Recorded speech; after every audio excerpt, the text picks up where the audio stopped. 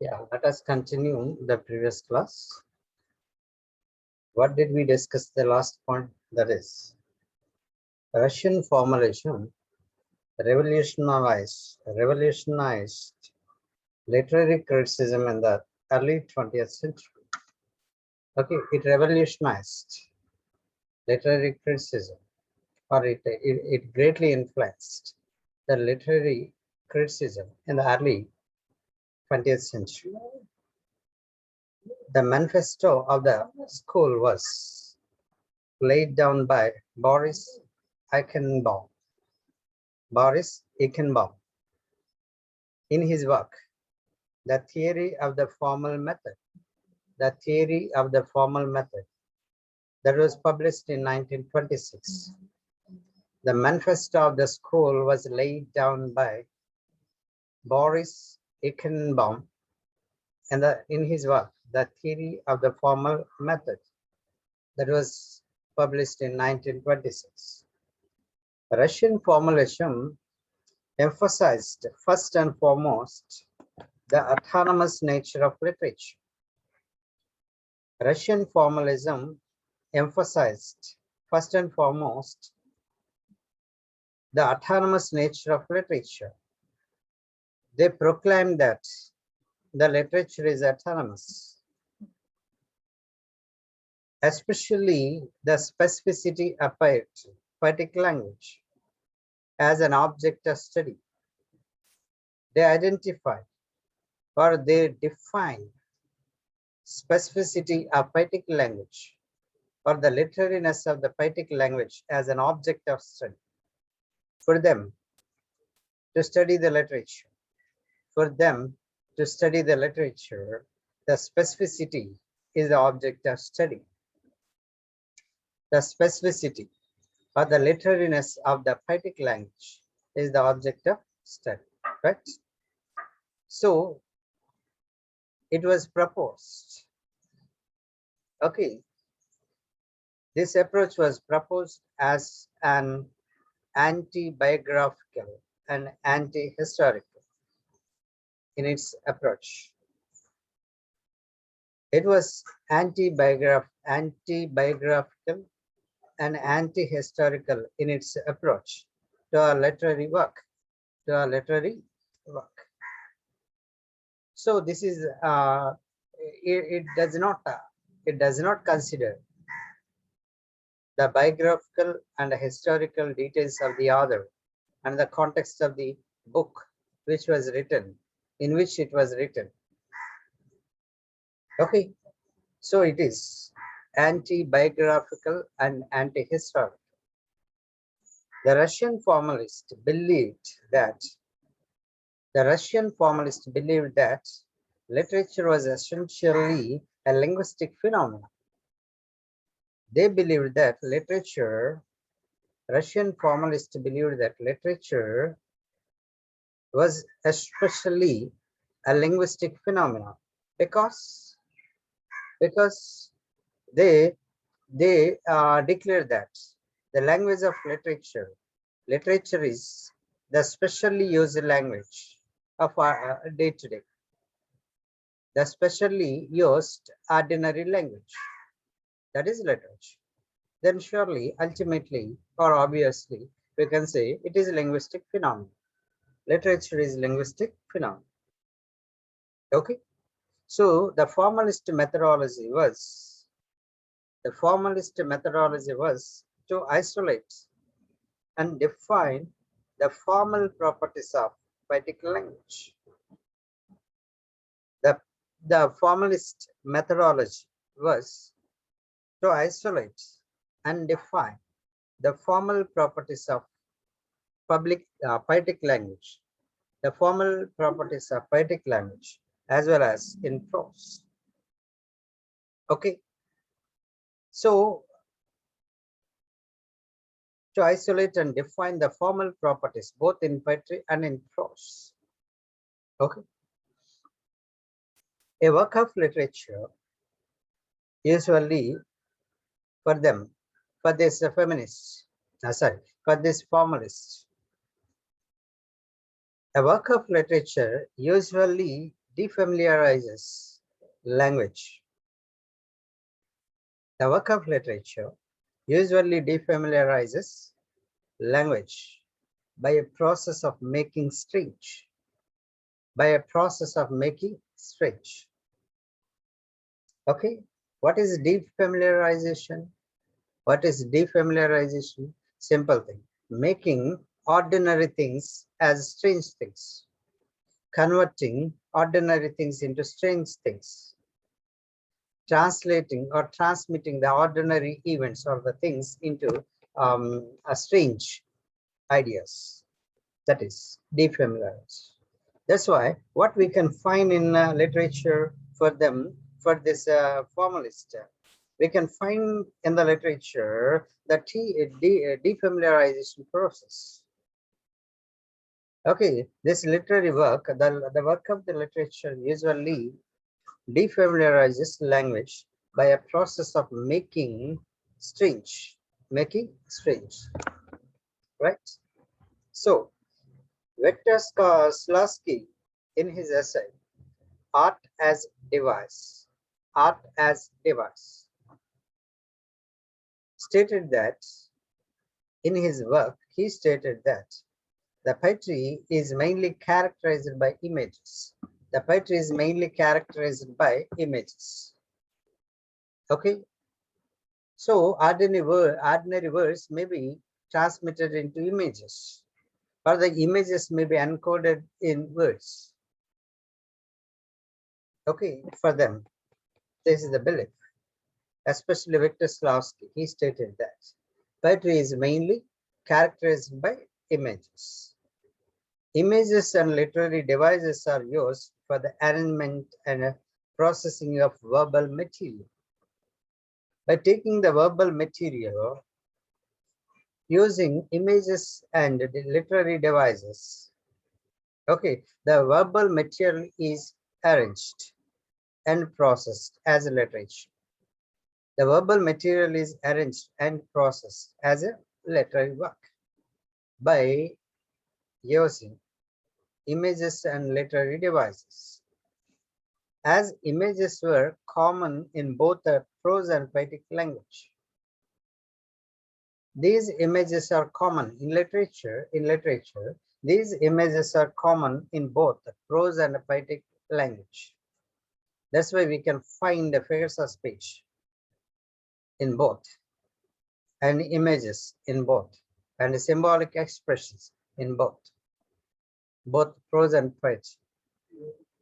So as images were common in both prose and poetry or poetic language, the formalist main task was to define a set of properties,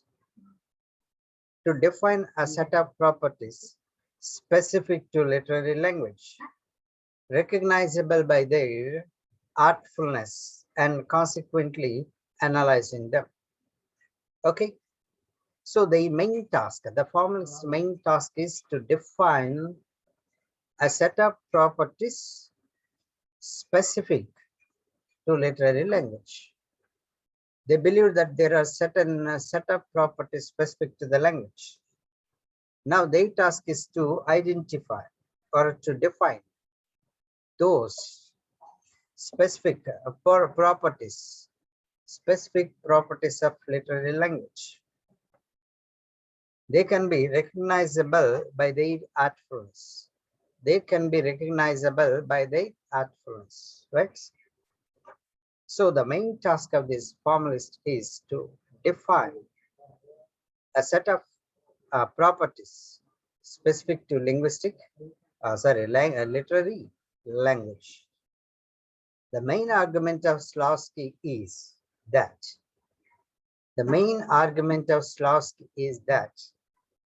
the purpose of art is to make objects unfamiliar. The purpose of art is to make objects unfamiliar. Okay, the purpose of art, this literary art, especially the poetic art, is to make objects unfamiliar. What is unfamiliarity? Making familiar things as strange things. Okay, creating some strange idea or aspect or expression out of ordinary things, out of familiar things, right? The main argument of Slowski is that the purpose of art is to make objects unfamiliar, to make objects unfamiliar. Okay, it is to make us, to see the strange aspects. It is to make us see the strange aspects in the familiar and unusual in the ordinary things of life through the technique of defamiliarization. Through the technique of defamiliarization. Okay, okay. So it is to make us see the strange aspects by having this as object of study. We, being the critics or being the readers, we have to see the strange aspects in the familiar and unusual in the ordinary things of the life through the technique of defamiliarization.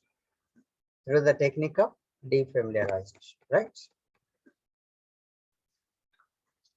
Then Slowski refuted the idea that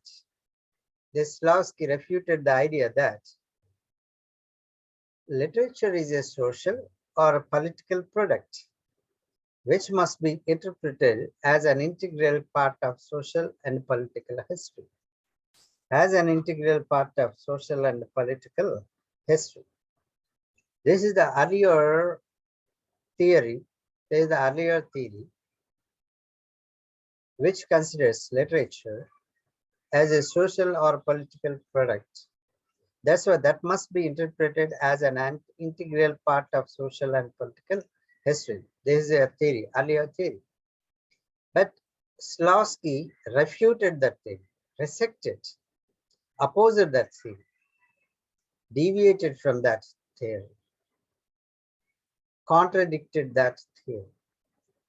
Okay, he said, instead of considering literature as a social or a political product, he says, Victor Slowski says, instead, he held the view, or he says that literature is a personal expression of an author's world vision. Literature is a personal expression of an author. This is the personal expression of an author's world vision. Okay, and expressed by means of images and symbols. The author may have world vision. The author may have world vision. That world vision is his personal vision. He may express his world vision, his personal expression. Okay, his personal world vision can be expressed by means of images and symbols. By means of images and symbols. Okay, so he says that literature is a personal expression of this author's world vision, expressed by means of images and symbols. He viewed that the literature is a personal expression of an author. In that literature, he may express his world vision by using the images, by means of images and symbols. This is Russian formalism, dear students. Okay, what did we discuss? We discussed that. Okay, they believed in formal features of the language. They believed in formal features of the language. They believed that literature was a special function of language. They believed that literature was a special function of language. And it is possible to discover the underlying formulae or structures of literary text. And this literary analysis could be as accurate and precise as other sciences. And even we discussed that there is a specificity of this literary language which distinguishes the language, the language of the literature from the ordinary language. Okay, this specificity, this Roman Jakobson called as Roman Jakobson proposed this specificity. And a Russian formalist, they call it as a literariness. And their purpose is to isolate this specificity or this literariness.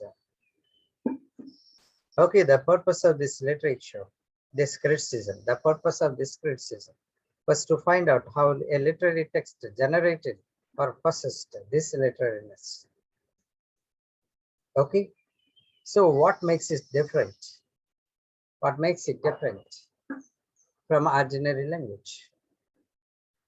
Okay, the literary and the poetic language transformed everyday objects into something else. What we call, this process we call defamiliarization. In this defamiliarization, okay, in this defamiliarization, okay, the ordinary, everyday things and expressions can be transformed into strange, unusual, extraordinary expressions by making a familiar thing as strange thing, making a familiar thing as unfamiliar, or a familiar thing as a strange thing is called defamiliarization process. Defamiliarization process. By this process, they distinguished literary text from non-literary text. They distinguished literary text from non-literary text. Okay, and they said that the function of this poetic language is not to make extrinsic references, but to draw the attention to the interrelationships between the linguistic science themselves, because it is a self-referential and autonomous.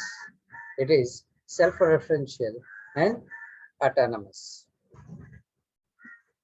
Okay, so we can say Russian formalism revolutionized literary criticism in the early 20th century. Okay, so the aim of the linguist, the aim of the critic is, the aim of the formal critic is to find out this specificity or this literariness. So literariness or specificity is an object for them, object of study for them. It was anti-biographical. It was anti-biographical and anti-historical in its approach. This criticism was anti-biographical and anti-historical in its approach. Okay. So finally, this formalist methodology was to isolate and define the formal properties of poetic language as well as in prose. Okay, by defamiliarization, we can understand that. Okay, this is defamiliarization technique, these students. Anyhow, Slawski finally said that it is not the product of social and political institutions. It is not the product of social and political institutions. He says that. That's why he says that it is not an integral part of social and political history. It is not an integral part of social and political history. Instead, he said that literature is a personal expression. Literature is a personal expression of another's world vision, expressed by means of images and symbols. This is Russian formalism, dear students. Have a nice day and watch again and again so that you can, I will provide you the video. Then watch again and again so that you can master this topic. Thank you, Anna.